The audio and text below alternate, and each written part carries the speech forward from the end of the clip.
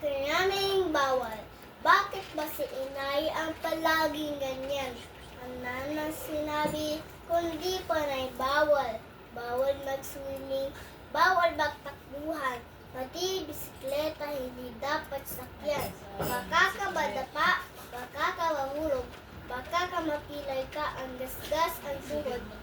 Sinabi ang baka, ako'y natatakot. Minsan natanaw ang aking kararo.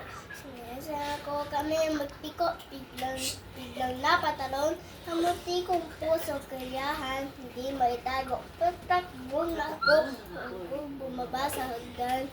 Sabang madali, muntik pa mapilay. Ngunit kakimalas ng pagsino inay. Sabing pa ako'y naiwan sa bahay. Bubalik ka sa bahay, wala kang tsinelas. Ang sigaw ni inay, wala sa itaas. Ang kumuray ko, di ko siya narinig. Sa silbak mo, akan mabilis, biglang lamang.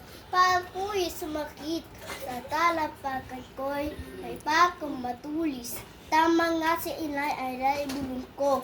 Diyos ko, di po ako sa tetalo. Wala po ngayon sa isip ko, kaya susundin ka inay na payo.